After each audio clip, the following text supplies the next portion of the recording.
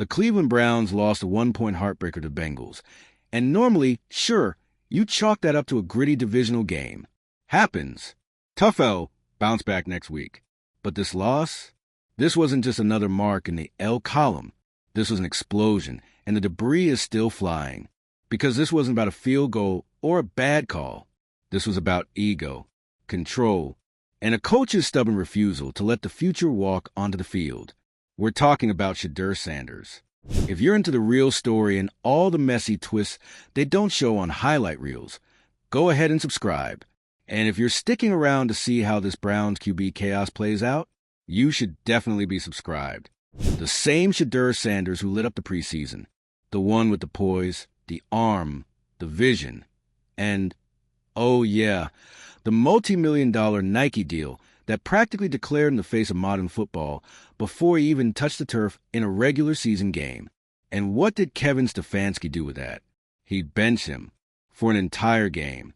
A one-score, down-to-the-wire loss with your offense sputtering, your fans booing, and your future QB one sitting on the sideline watching it all burn down. You could feel the tension building from the first drive. The Browns' offense looked sluggish, predictable, like they were running through mud. And not just because it was raining. The fans were restless. You could hear the murmurs every time the camera cut to Shedeur on the sideline. Arms folded. Helmet off. Game ready, but game ignored. Every shot of him sitting there was like gasoline on the fire. And by the fourth quarter, that fire had become a full-blown meltdown. How do you not put him in? Seriously, this isn't Madden. This is real-life football with real stakes. And Stefanski chose to ignore the one spark on his bench capable of flipping the game on its head. The same rookie who'd outperformed expectations all summer. The same rookie who become a cultural lightning rod. A rallying point for a franchise desperate for identity. You don't bench that guy. Unless you're scared. Unless you're clinging control so tightly that you'd rather lose than let someone else shift the spotlight. And that, right there, is what this game was really about. Control versus change. The past versus the future. The old guard clenching their fists while the next generation waits patiently, knowing full well they've already won the room. Let's be real. Stefanski didn't just lose to the Bengals. He lost a fan base. The boos weren't just frustration. They were betrayal. They were every Browns fan watching history repeat itself. Promise ignored. Innovation resisted. Talent stifled. It wasn't just about Shedeur not playing. It was why he didn't play. Because behind the scenes, there's been tension brewing for weeks. Stefanski, already under fire for conservative play calling and a middling offense, reportedly pushed back hard against the idea of starting a rookie, any rookie, this early in the season. Never mind how good Shedeur looked. Never mind what the team needed. Stefanski had his system, and if a dynamic, media-hype quarterback didn't fit into it, tough. It's that old-school coach mindset. You know the one. Rookies sit. Veterans lead. We stick to the plan. But what happens when the plan is clearly failing, and the rookie's the only one with the juice to change it? Apparently nothing. You let the game slip through your fingers while the future of your franchise watches from the bench. And the worst part? He knew it. Stefanski looked like a man unraveling on that sideline. You could see it in the way he paced, the way he ignored the crowd, the way he refused to even glance at Shedeur during those crucial final drives. It was pride, pure, unfiltered pride, and it cost him the game. The backlash? Immediate, brutal, deserved. Fans took to social media faster than you could type "Start Shedeur." Former players called it inexcusable. Analysts openly questioned Stefanski's leadership. Even the locker room felt shaky, with whispers of frustration leaking out before the post-game interviews were even done. And somewhere in the middle of that chaos, amid the cameras, the shouting, the spiraling narratives, Shadur Sanders stayed silent, composed, cool, like he knew the moment would come, like he knew the storm was just the beginning. And it was, because 48 hours later, boom, Stefanski was stripped of play-calling duties. Stripped? That's not a minor adjustment. That's a public defanging. That's ownership saying, you messed up, now sit down. And in his place, offensive coordinator Alex Van Pelt, promoted to the big chair. And the very first move under his new leadership, Shadur Sanders named starting quarterback. Just like that, the Browns went from one of the most rigid, predictable teams in the league to must-watch TV. And what happened next? Pure electricity. Shedur's debut as a starter wasn't just good. It was a statement. The kid balled out. Quick release, pocket presence, vision like a 10-year vet. He orchestrated a 34-point offensive explosion that looked nothing like the mess we saw against the Bengals. It wasn't just better, it was alive. The whole team played like they'd been uncaged. Suddenly, the offensive line held longer. The receivers fought for every route. The energy was different. You could feel the shift. The fans felt it too. The stadium, once silent and tense, erupted for every first down. It wasn't just football. It was a full-on cultural reset. And just like that, the Browns had their guy, not just a quarterback, a leader, a vision, someone who isn't afraid to break the mold, ruffle feathers, and still deliver. Shedeur didn't just save a game. He might have saved the franchise. Because this wasn't just about 1 week or 1 win. This was about finally embracing the kind of leadership the modern NFL demands. Flexible, fearless, player-driven. The Browns of all teams finally looked like they belonged in the present. No more clinging to dusty philosophies. No more ego at the top. Just football and the future of it. And let's not forget the bigger picture. This whole saga, it's not just a Brown story. It's a league-wide wake-up call. Because every team in the NFL is watching this unfold, and they're taking notes. They're seeing what happens when a coach puts ego before talent. They're watching what player empowerment really looks like. And most importantly, they're realizing what the next generation of quarterbacks expects. Trust, vision, and a seat at the table. Shadur Sanders is not here to wait his turn. He is the turn. And if you're still on the fence, wondering whether this kid's legit, ask his teammates. Ask the fans who flooded the stadium in Sanders jerseys a week after the loss. Ask the ownership, who moved faster than we've ever seen to correct course and back their rising star. Because in Cleveland, something's changed. It's not just about wins and losses anymore. It's about identity, direction, momentum. The Browns aren't trying to play catch-up with the rest of the league anymore. They're setting the pace. And that pivot, that spark, that energy, it started with one coach's mistake and one quarterback's moment. So now the question isn't should Shadur Sanders be the starter? It's why the hell wasn't he already? Drop your thoughts in the comments because we want to hear it all. Was Stefanski trying to play chess or just protecting his job? Is Shedeur the real deal or riding a wave? And where does Cleveland go from here? Whatever your take is, you better subscribe because the meltdowns, the redemptions, and the football revolutions, it's not just about one quarterback stepping up. It's about an entire franchise being dragged, kicking and screaming, into the future by a 21-year-old rookie with ice in his veins and a marketing empire in his back pocket. You ever see a team go from complete dysfunction to viral sensation in the span of a week? Welcome to the Cleveland Browns, a.k.a. the NFL's newest reality show. From chaos to clout. Let's be clear. Shedeur didn't just start a game. He started a reckoning. Because once you hand the reins to a rookie who just watched his head coach get publicly sidelined for refusing to play him, you're not just adjusting the offense. You're rewriting the power structure. And you could feel that shift from the moment Shedeur walked onto the field as QB1. No nerves, no jitters, just that trademark poise. The same calm energy that made scouts whisper star potential, and Nike signed him like he was the second coming of Jordan. He took that first snap, like he'd been waiting his whole life, to prove what Stefanski refused to see. And he did. He delivered. 4 quarters later, Shedeur had racked up over 300 yards, 3 touchdowns, 0 turnovers, and one extremely satisfying mic drop to every analyst who said he wasn't ready. And let's not ignore the way the rest of the team responded. The O-line, blocking like their careers depended on it. The wideouts, running routes like they'd been freed from a creative prison. Even the defense showed up with more energy, like they finally had something to believe in. That's not just chemistry. That's culture shock, in the best way.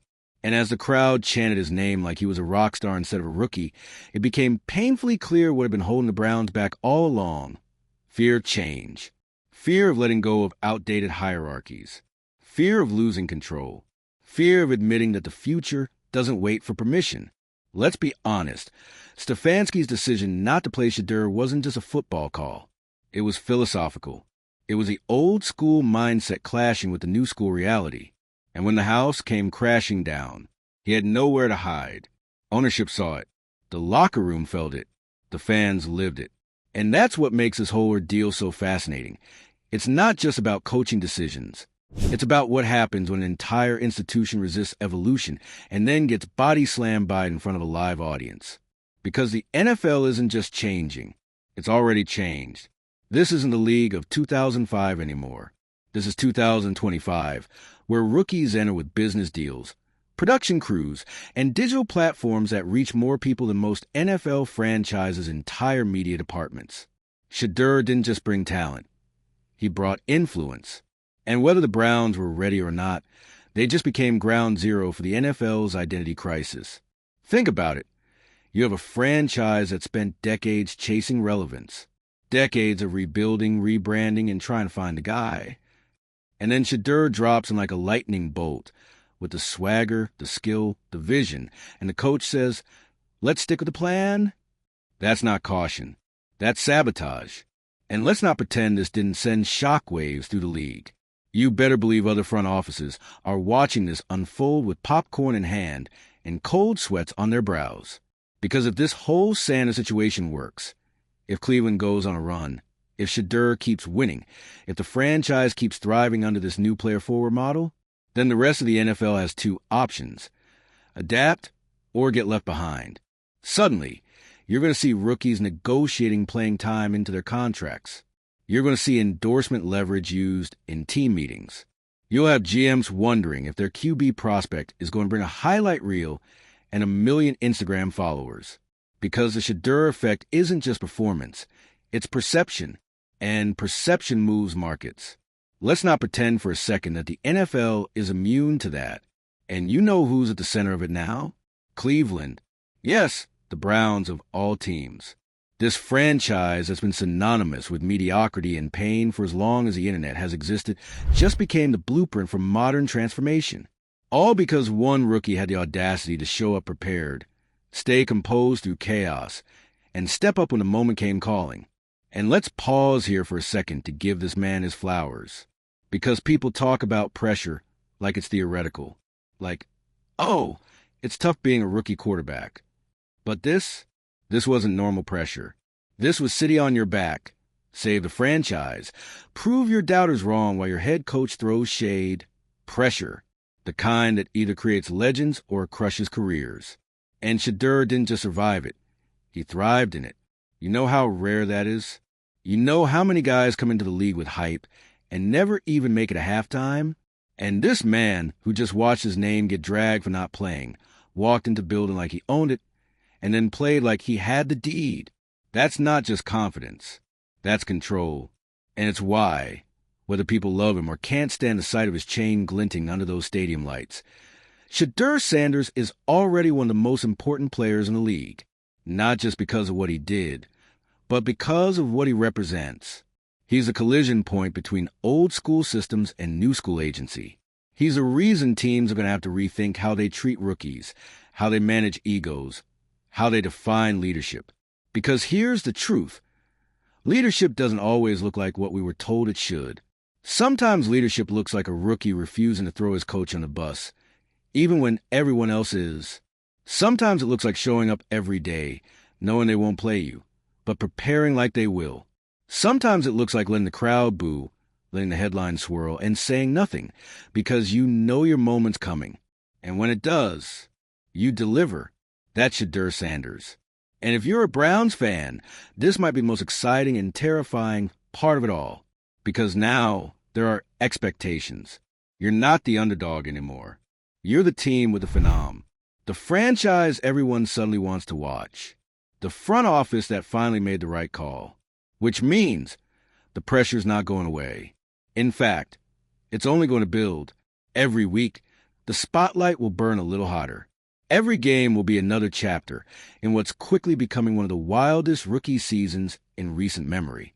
And if the Browns stumble, If the offense regresses, if Shedeur throws a couple picks and the media starts chirping again, you know the doubters will come crawling back, loud as ever.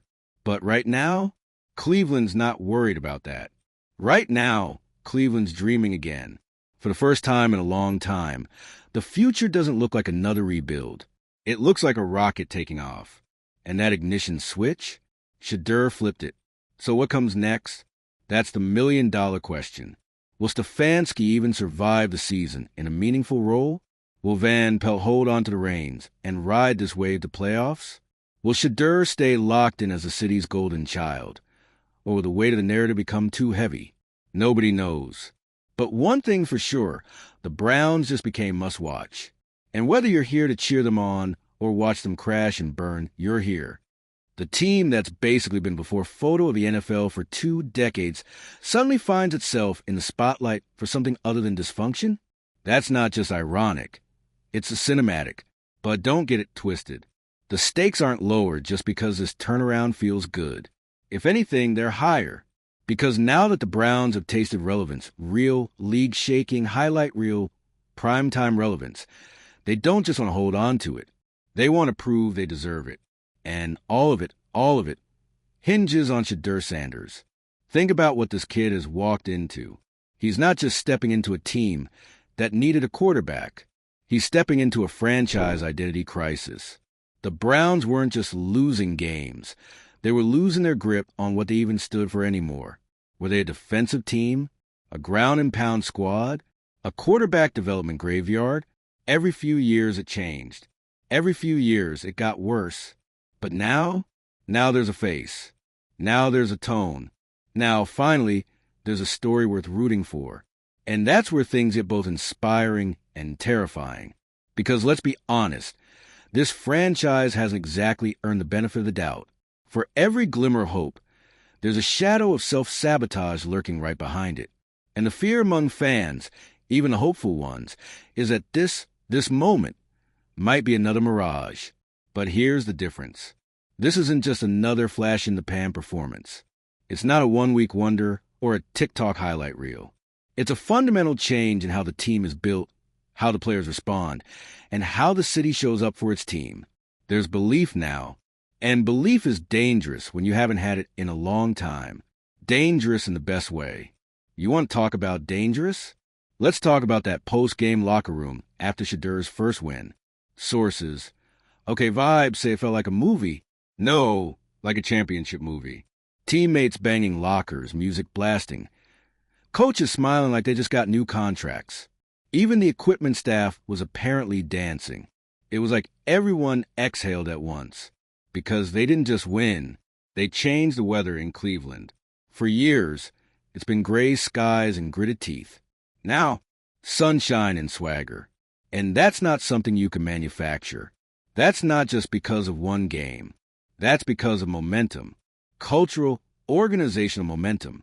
And at the center of it, you've got this 21-year-old who somehow plays like a vet and talks like a brand exec. Shedeur doesn't need the Browns to babysit his development. He's already more self-aware than half the league's front offices. He knows what the media wants. He knows how to manage pressure. And he knows exactly who he is. And let's be real, that's rare. Especially for a rookie. Usually, rookies come in wide-eyed, grateful to be here, deferential to the system. Shedeur, he came in like, cool, where's my locker? And also, here's how we can change everything. And the Browns, after a little resistance, some public embarrassment, and a hard reality check, finally decided to listen. And look what happened. Let's not pretend this was inevitable. Let's not act like this is the natural next step of a rebuild. This is not how things usually go.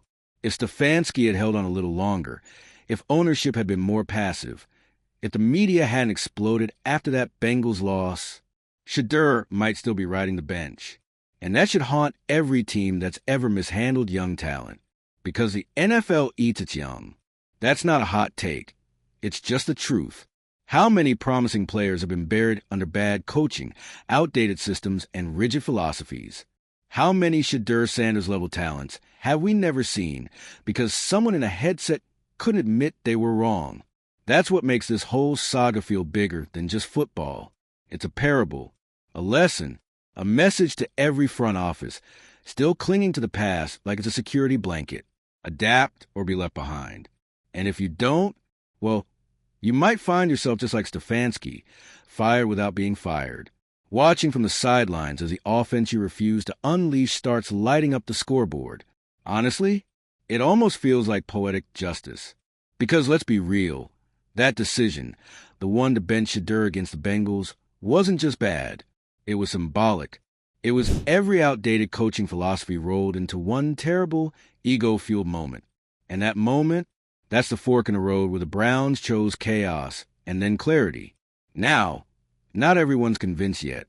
You've still got the old-school analysts chirping about paying your dues and respecting the process. You've got Twitter trolls counting down the days until Shedeur has a bad game so they can yell, overhyped. And you know the pressure's only going to intensify with every win, every endorsement deal, every ESPN feature. But guess what? He's ready for it. You don't survive the national spotlight and the weight of legacy if you're not built different. And Shadur Sanders? He's not just built different. He's built for this. And as for the Browns, they've finally embraced the one thing that's eluded them for years, an identity. They're not just a team anymore. They're a movement. A franchise that had the guts to blow it up, shake off the dust, and finally say, screw the system. We're doing this our way. And if that way means letting a 21-year-old rookie lead the charge, so be it. Because at the end of the day, this isn't just about Shedeur. It's not even about Kevin Stefanski anymore. It's about what happens when a franchise stops living in fear and starts betting on belief. It's about what happens when you stop asking, what if he's not ready? And start asking, what if he is? And now that they've asked that question, now that they've seen the answer, they can't go back. No one can. So whether you're riding this wave with the Browns or just watching to see if they wipe out, one thing's clear. The future showed up early, and it's wearing number 5. Let us know what you think down in the comments. Was Stefanski protecting his team or protecting his pride? Is Shedeur the real deal or just the NFL's latest storyline? Either way, hit that subscribe button. Because this ride, this revolution, this meltdown turned miracle,